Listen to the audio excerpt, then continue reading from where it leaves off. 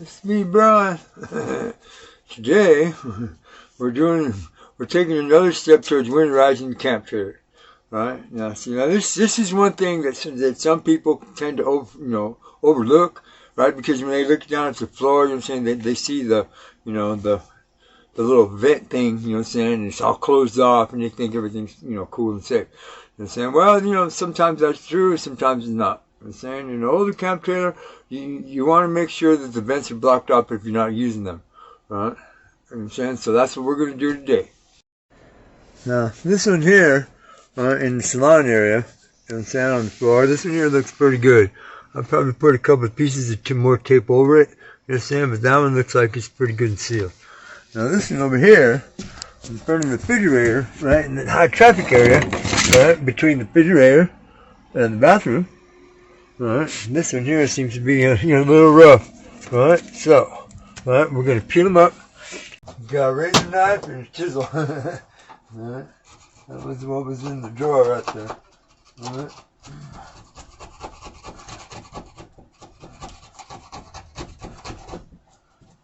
Right.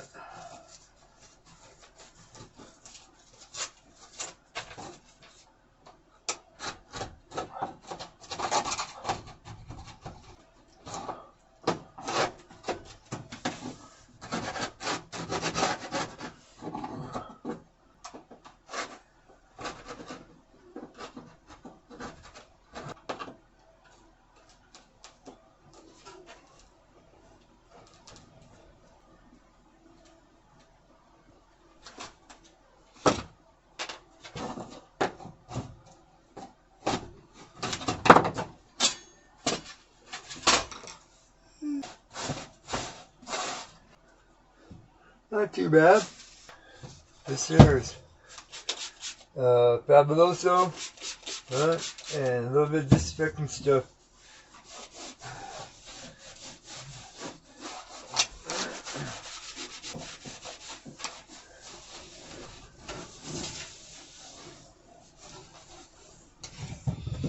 I'm going to take this over to the shop right now and hit it with the air compressor.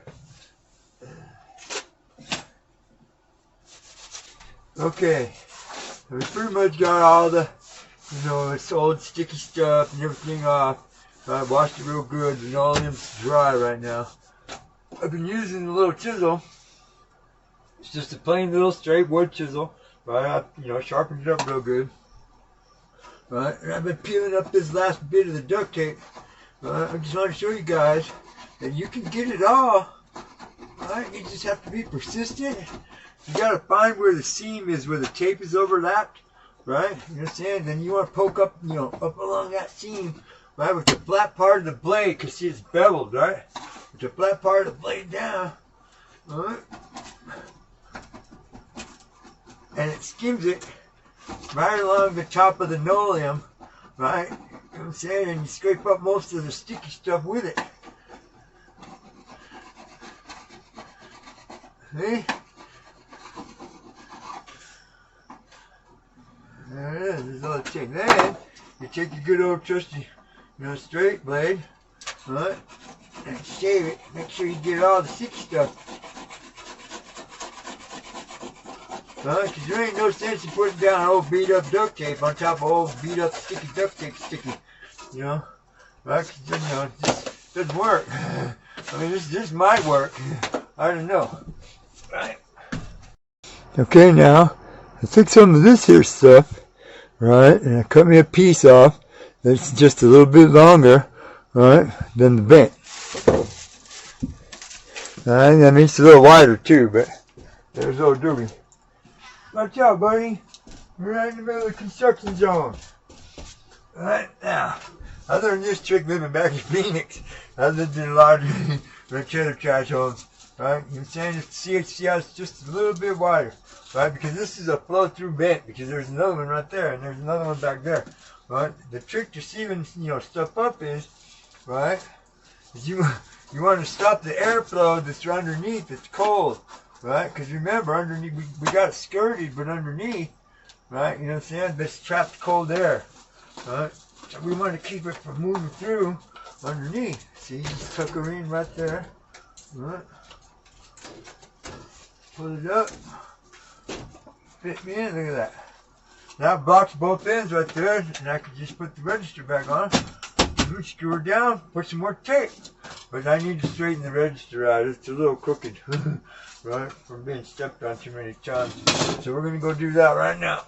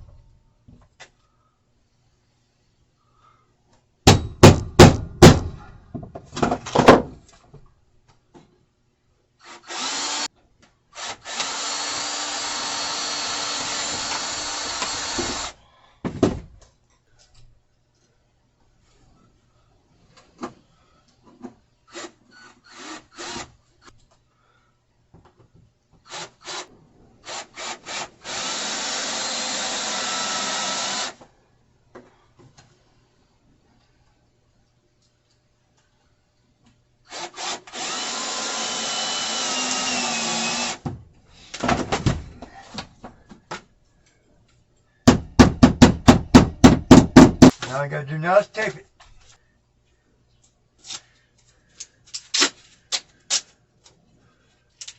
Yeah, I don't recommend using, 100-year-old duct tape, right? But if it's all you have at the time, right, then take your time and go slow and do small pieces. That way you can overlap it and you can make sure that it sticks, right? As you can see, I'm patching the hole on the top of the tape. I'm not taping all the way to the end of the register either. I'm leaving the metal seam because I'm going to go around. Right? Make sure it's flat. You've got no air pockets. That way, the trapped air is what makes the sticky come unstuck. And here we go.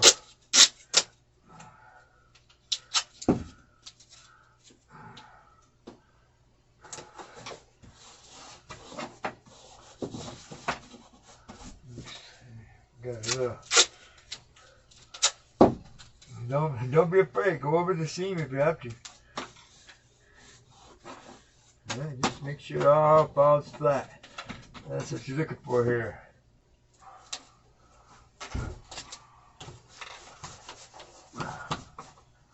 Over that right there.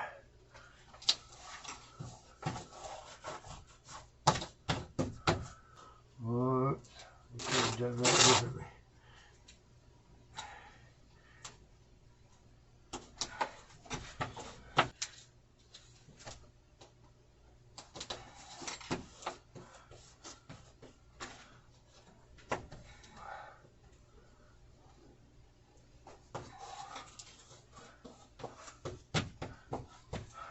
Alrighty then, now.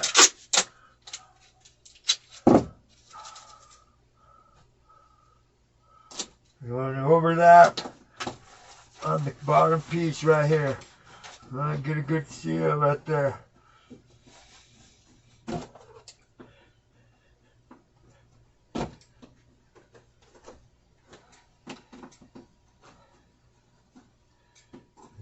Peel it up.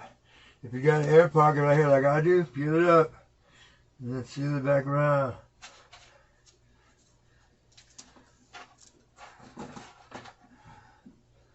Right.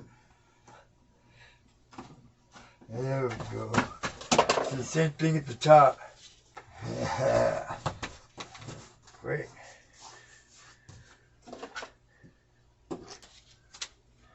Now do this one. Alright.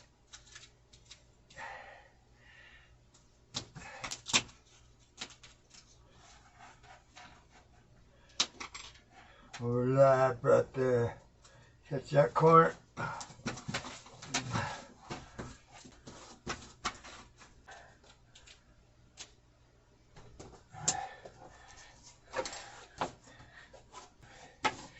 Yeah, just like that. Sealing up the floor bit in the cab trailer, right? Winterizing program. There's Sissy checking it out now. Okay, here's another little trick that I figured out living in a trailer park. This is where the refrigerator area is. This used to be a full size, camp trailer refrigerator, but they took it out and it left this big old hole. Right now, here at the back, this is important. This is an important area because up here is where the bench is. This is the bench for the trailer house. You know what I'm saying? Right. So, and a lot of blowback comes down through here, as well as, benching outward. So what I've done is I've taken another strip, right, of the insulating, bubbly foil pack stuff, right, and I tucked it in right here behind the cardboard, right here, and I brought it all the way up to the bottom of this door, this wall panel right here, because there's an 8-inch gap right there, right, and I lowered, right, the amount of airflow, right, that's going in there.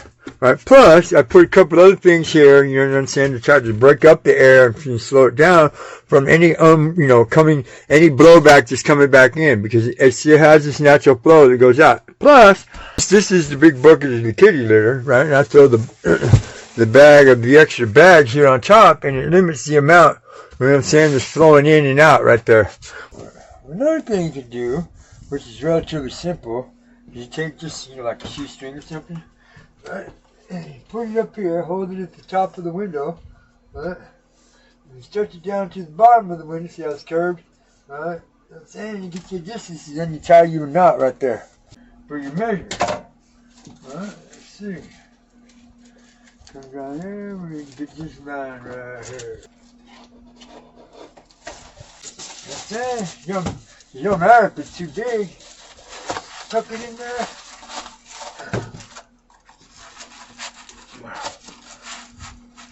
Tuck it down. Fit it into that curve right there of the window. Butt it all the way up against the seam. Right? This is that, bubbly insulated, sun stuff, right? Keeps the heat in, the light out, all that stuff. Now I'm not doing the whole window. I'm only doing the two side windows that don't open to seal them, to insulate them from the cold air of the glass. All right, I already did those over there. Pull it down, tuck it in. One fit right there.